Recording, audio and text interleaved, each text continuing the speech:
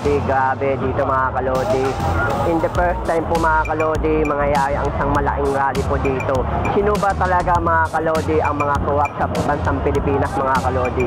Una-una mga kalodi, ang isang mga kuwap mga kalodi, yung mga alam ba natin ang kuwak ba ang ating presidente? Hindi natin malalaman kung talaga ang kuwak talaga ang ating presidente dito sa Pilipinas mga kalodi.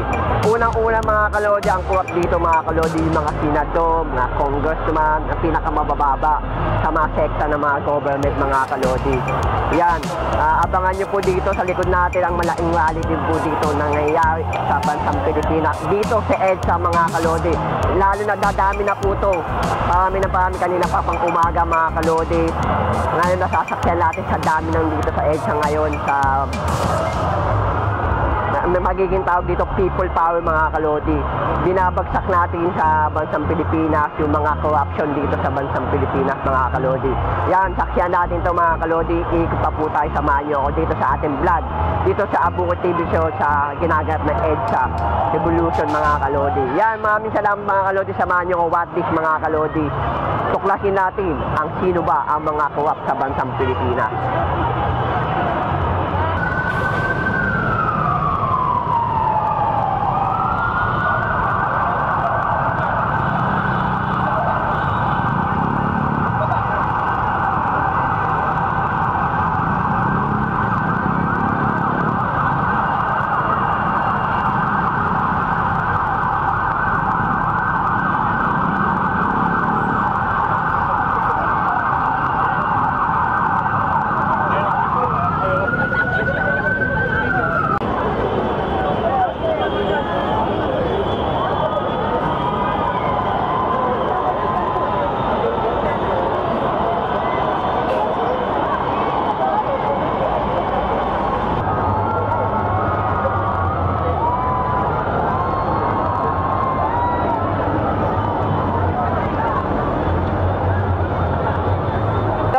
Kalodi, andito tayo sa EDSA Revolution ngayon mga kalodi. Dito sa Abungkod TV Show, interview natin si Nanay. Nay, ano po pangalan niyo, Nay? Esther Arambilla. Yo, Ma'am Esther. Yeah.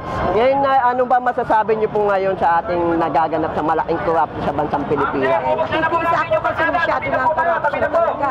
Napapanood ko sa TV, napapag-usapan sa hearing. I hope kahit paano, makinig tayo naman kung anong dapat natin gawin sa labanan ng corruption. At saka magkaisa tayo sana. Peaceful lang sana. Walang away, walang masyadong gulo. Ngayon sa pinaka-corruption ngayon, sino bang mas corruption ngayon? Yung presidente natin o yung mga senador, mga congressman ngayon? Kaya yung mga congressman, isa na dyan, at saka yung sa DPWH, lahat sila.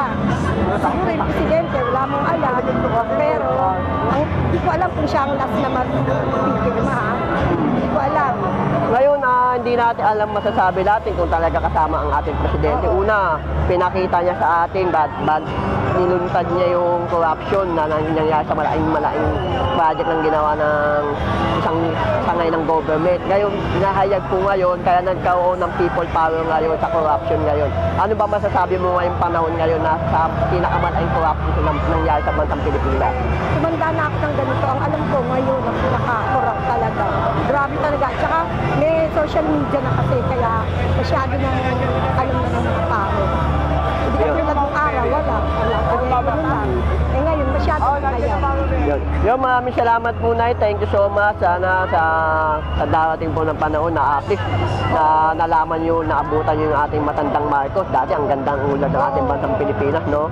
Ngayon, medyo bumagsak talaga ang ekonomiya ng bansang Pilipinas. Magbago pa rin tayo. Yeah. I hope. Sana magbago tayo ulit. Yun lang, maraming salamat po mga kalodi.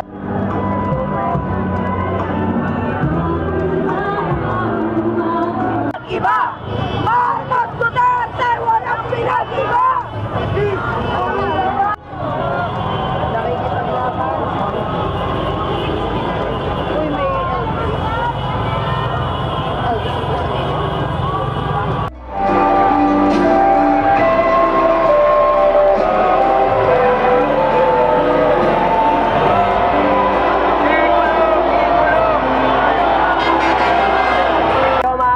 Meron tayo i-interview yung isa sa EDSA. isang mga madlang people natin.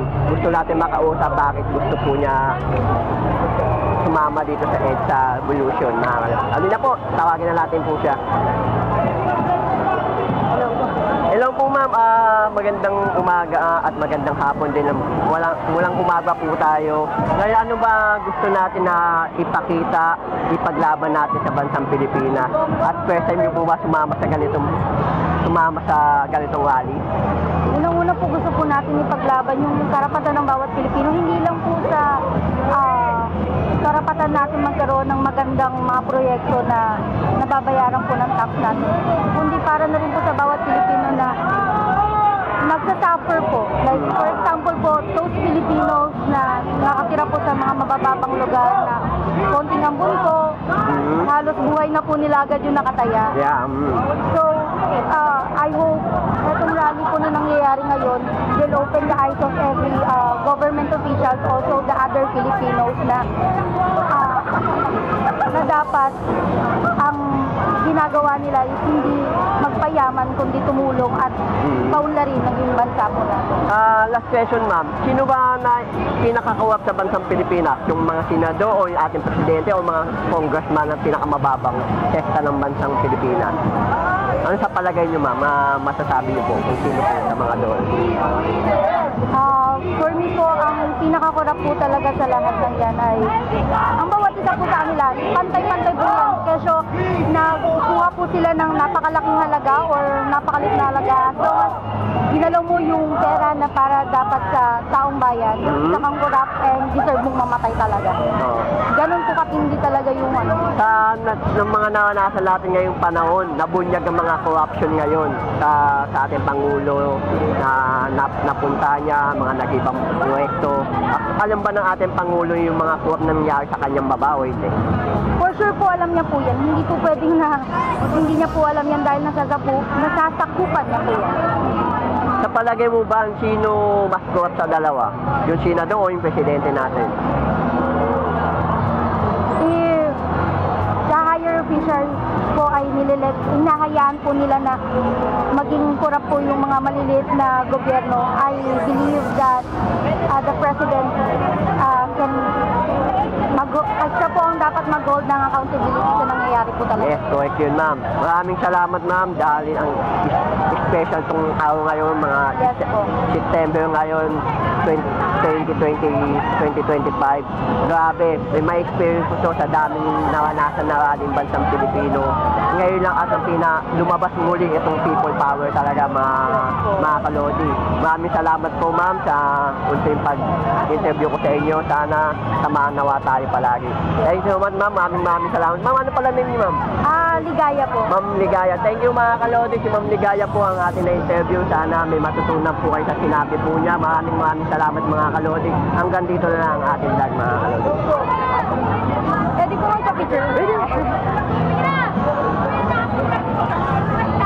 Mga tao ko nasa kabila pa.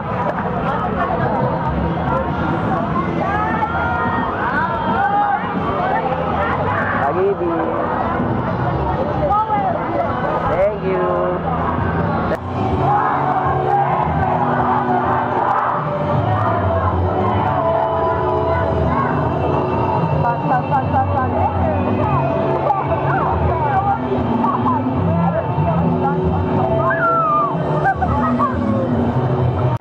Wala nang magkakaya.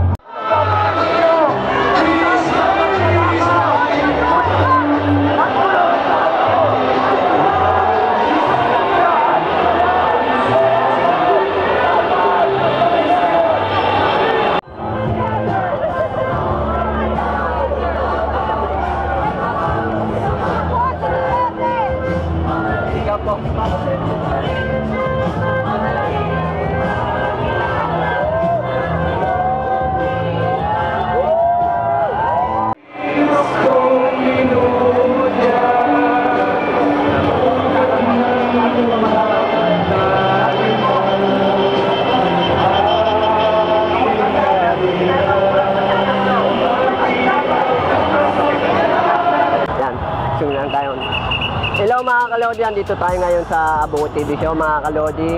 Ngayon po, ano bang masasabi niyo sa nagaganap ngayon sa EDSA ngayon? Ba't gusto niyo po, ba't kayo pumunta dito? Ano gusto niyo ipakita?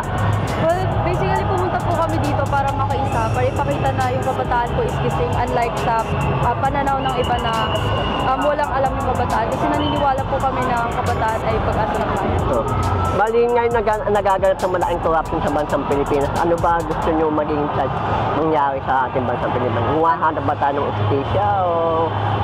Siyempre po kailangan ko talagang managot yung mga kurakot, yung mga may sala. Tsaka kailangan din pong maibalik yung mga ninakaw sa atin. Kasi hindi lang naman po yun basta pera lang. Nandun po yung pagkatao ng mga Pilipino. Kasi hindi lang basta sila nagnakaw eh. Ginamit din po nila yun sa pansariling kagustuhan nila. Ngayon po, ano ba dapat sino ba dapat managot yung presidente natin? Yung mga senador o mga congressman? Lahat po sila. Hindi lang po sa presidente yung sisi, hindi lang po sa senado yung sisi, kundi lahat po sila. Kasi hindi, aminin man po natin o hindi, lahat po ng politika dito sa bansa is may baho talaga. Oo. Mangilan-ilan lang po yung malinis. Ngayon po, sa darating po ng 2028, sino ba gusto niyo iboto sa darating na 2028? Kung sakali lang, kung tamakbo si Duterte, kung sino man, sino ba na may napupusuan na ba dati sa 2028 na botohan ng presidente? O wala pa naman? Well, based po sa nangyayari ngayon na nagkakalabasan ng mga baho, mahirap na po magboto ng mga may past na po na issue. So, kung sakali man pong may tatakbong bago talaga sa paningin ng tao, siguro po kikilatisin po muna namin ng maayos bago po namin sila iboto. Kasi tulad po ngayon, nagboto lang po ng basta-basta and ganito po yung nangyayari. Yan. Maraming salamat mga Kalodi. Hanggang dito lang ang ating vlog dito sa Abungot TV Show. Maraming salamat po sa inyo, ma'am. Sana makakuha tayo ng ustisya sa ating bansang Pilipinas. Kasi anong name mo? Rico po. Rico. Ma'am? Sanji po. Sanji, ang gaganda ng mga pangalan. Maraming salamat sa inyo. Thank you Maraming po. salamat po. Ako po si Abungot TV Show. Sana makasuporta po tayo sa lahat ng sumunod tayo sa ating mga batas at bansang Pilipinas. Yun lang, maraming salamat mga Kalodi. Hanggang dito lang, maraming salamat. Pag-ibig! Thank you po ma'am, maraming salamat Ano po po. yung TV show niyo po?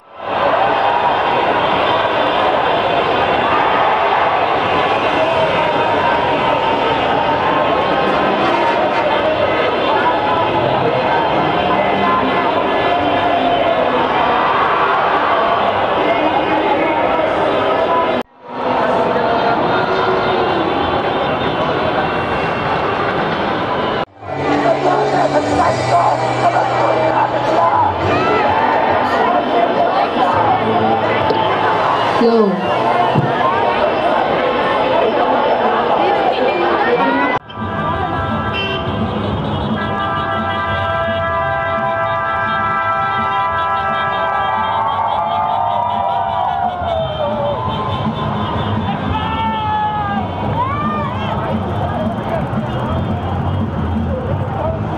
Hello mga Kalodi, andito tayo ulit ngayon. Ito nang huling ating vlog dito mga Kalodi, dito sa bansang Pilipinas mga Kalodi. Dito sa ating bansa ngayon mga Kalodi. Yan mga Kalodi, nasasaksiyan natin sa ating nagaganap ngayon. Live na live to mga Kalodi dito sa EDSA. Yan. Yan mga Kalodi, dami nila mga kailangan mga Kalodi dito sa ating bansang Pilipinas. Hindi natin alam kung sino dapat pananagutan, yung presidente ba natin, ating yan mga Kalodi, dito sa Abungot TV Show, mga Kalodi, nagaganapin natin sa bansang Pilipinas. Saksi po natin na nagaganap na yan sa ating kalikuran mga Kalodi. Live na live po ito. Gusto lang ipatunayan, ibagsak ang ating presidente natin. Hindi natin alam kung sino ba talaga mayroon kagawa nito. Madalas ng mga nagiging corruption, mga senador, yan mga Kalodi, Congress. Yan mga Kalodi, grabe nangyayari sa bansang Pilipinas na malaking corruption na nagaganap sa bansang Pilipinas. Pangulo, Duterte, hindi nila alam kung sino ba talaga may sala. Yan, kung nakaupo si Pangulong Duterte, ito din magaganap. Kung nakaupo ngayon si BBM ngayon, ito din magaganap. Hindi natin alam kung sino ba talaga natin talagang dapat na mangyari dito sa bansang Pilipinas. humahanap ang mga madlang people na ng ustisya sa ating nagaganap na corruption, mga kalodi. Ano bang masasabi nyo, mga kalodi? Mag-comment lang po kayo sa nagaganap nangyayari sa ating bansang Pilipinas, sa nagaganap ng malaking corruption sa bansang Pilipinas. Yan, maraming salamat mga kalodi. Thank you so much. Hanggang dito lang ang ating vlog. Maraming po mga mangyayari. Hanggang gabi to mga kalodi. Shoutout po sa inyo lahat. Mapapanood niyo po dito sa Bukid TV Show, mga kalodi. Maraming salamat mga kalodi.